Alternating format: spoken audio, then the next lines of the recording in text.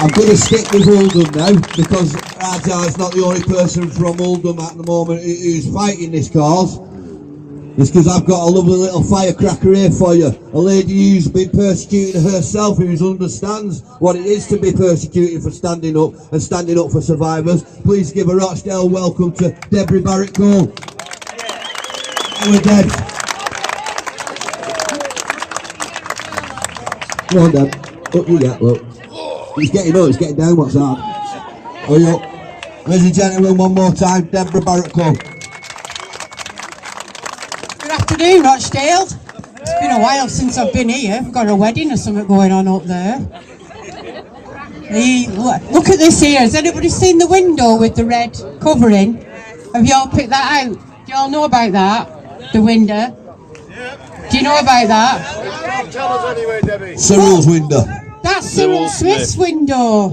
That's where he used to look out over his children so that he could pick which boy he wanted. That's what Cyril Smith used to do, and it's marked up, and they've painted the windows and they've done it up, but they haven't changed his red window. I wonder why. Anyway, my name's Debbie Barrett Cole. Lovely to see you all here, and don't say it. Say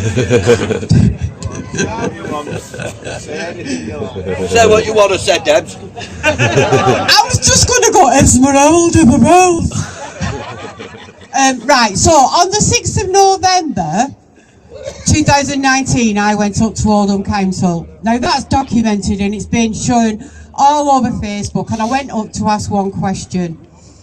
The question was, why had Oldham Council not told the residents of Oldham that Shabir Hamid, Daddy from the grooming gang, worked for Oldham Council? They did everything within the power for me not to ask that question. They adjourned the meeting twice. They brought the police in who said, you're not disrupting the meeting so you can carry on. In fact, my friend over here, Peter, was the one that was disrupting the meeting at the time, because he had his problems, didn't you, Pete? You did. So anyway, from that, people kept saying to me, you need to stand in the elections, we stand in the elections. So with Rajamia, we got together and I decided to stand in the general election in 2019. We had 8 weeks, roundabout.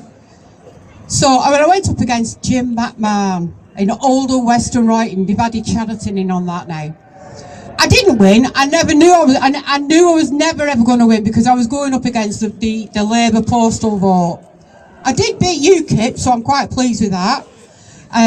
So I did get 500 votes and I was happy with that. That's my little pat on my back. But what happened after that was very, very telling. Because Jim McMahon, because I was going round and telling everybody what Jim McMahon was doing, covering up girls being groomed in shisha bars in Oldham, not telling parents because they didn't want racial tensions in the town. He didn't want to stir up the racial tensions in the town because Lee Rigby had been murdered and it was time of his funeral. So Jim McMahon decided, I know what I'm going to do. I know I'll shut her up. I'll have her arrested.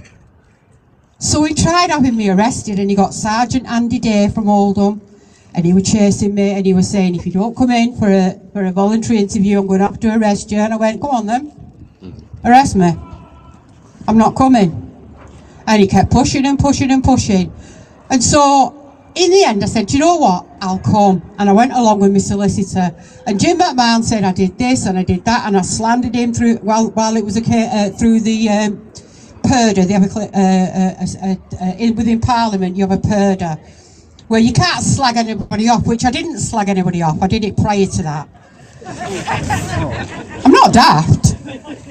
He also raked in, well actually no, Debbie Abrahams raked in Rajamia, saying that he'd slated her off, which he hadn't slated her off, and she edited things that he'd said. Now, the reason I'm telling you this is what your politicians would do, because we've got an Oldham councillor here, and I think he's very brave coming here today, because he's come to show solidarity, and I'll believe, trust me, the first things I said to him was, you from the Oldham group, what are you doing here? And you can ask him, and that's exactly what I said to him, because if he would have anything else, I said to her, I'm going to kick your head in. You know what I mean? I'm an Oldham girl, what can I tell you? You know. But I've had a chat with him, and I've put him straight on a few things, and hopefully he will take that information away and he'll grow with it, and he'll do something about what I've told him. However, the politicians here in Rochdale and in Oldham and in every Labour town you can name, Barrow, Telford, Rotherham, they are all Labour. You'll struggle to name all 50. I can't name all 50. But I live not far now from a place called Hull. Well, they say Hull, I got Hull. And we've got it going on there. And we've got hotels there, and we've got people coming over and abusing children and raping women and what have you. The thing is, things are not going to change until people start actually saying, do you know what? I am actually going to vote.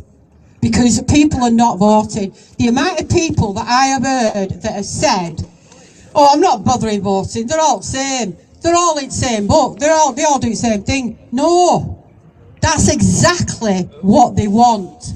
They don't want communities coming together. They don't want people standing together and voting them out. So they are relying on everybody not voting. Oh, there's a lovely bride over there. She's got a gorgeous dress on. Congratulations. So, please, what's happened to me is actually irrelevant, because where I'm living now, even though I was chased out of Oldham by a man called Mohammed Imran Ali, i.e. Irish Immy, i.e. knobhead, i.e. convicted heroin dealer, i.e. getaway driver for Dale Cregan, who murdered 2 police officers, one of them from Oldham. He's best pals, married to boyfriend, girlfriend, whatever it is, with the Oldham Council leader. He chased me out of town because I got threats after he shared my face, I know it's beautiful, my home and my name, into 18 Islamic groups, calling me a far-right racist and that I was not suitable to stand in the local elections. I then got threats of, we know where you live, we're going to rape you, we're going to burn your house down. I had to flee for my own safety. I went to Somerset. I flew. I did an house exchange from one council house to a housing association. I went to Somerset. And then Irish Immy sent me a message. Hope you're enjoying Somerset. So they know exactly where I am. But where I am now, I'm in a beautiful home. I'm 20 minutes from a beach. I've got a gorgeous area. And you know what? As much as Oldham will always be my home. And who knows, I may come back and go against Jim McMahon again, just for the sheer fun of it. Yeah. Just for the sheer fun of it. Get 'em. I might do, because I can. I'm allowed to.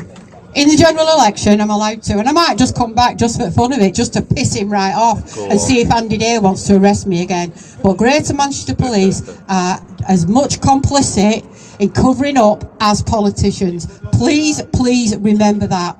There's a gorgeous little girl here, and all I want to do is wrap her up in cotton wool, because she's very, very young, and she's a target to so many people, and it's awful for us to even think that, but that is the truth. So thank you very much, Rochdale, and I might go and have a look round and while I'm here, because I don't live here now. I'm Yorkshire now. But do you know, I go out in Yorkshire and people say, you're not from here, are you? I go, no. But Oldham will always be my place. You can tell by the accent, that's how you know. That's how they act, yeah.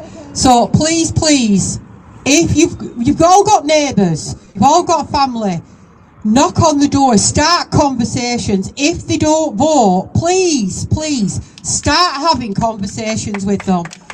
Tell them how important it is for you to go out and vote, because that's the only way now that we're going to get these people out. And as for the children, the reason I went up in the first place, I have got many survivors in my phone right now who I still support, who still contact me, some of them are from here, a lot of them are from Oldham, and they will not rest until they get an independent investigation. They do not want a truth project. They do not want what Labour and Jess Phillips are trying to push under the door. So she is. So please, if she always looks dirty and greasy. I agree with that. I made an effort today, and I've only come Rochdale. Even Billy's got a suit on. You know what I mean? She can't even rock up at Parliament. You know. No, she can't wash. I've washed my hair today. I'm glad it's not rain. So please, all I ask is, the most important thing is now, the only way now that we can get these people out is by voting, and that's got to be your most priority. We've all got local elections coming up in May. So how many months is that? Well, that's if they've not cancelled your elections. That's if they've not cancelled up, because there's that as well.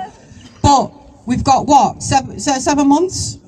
We've got 7 months. You've got 7 months to start knocking on your neighbours' doors, talking to them. Take them some cake and say, can put kettle on. And by the way, are you voting? And if not, do you know what? We can join. We can't beat them. We can join them. We can all have a postal vote. Exactly. You don't have to go to a polling booth. You can still have a postal vote. Exactly. But the thing is, people need the vote. A vote independent. Go for your independent peoples, because they're not whipped up like Labour, Lib Dems and Conservative. Anyway, thanks for having me.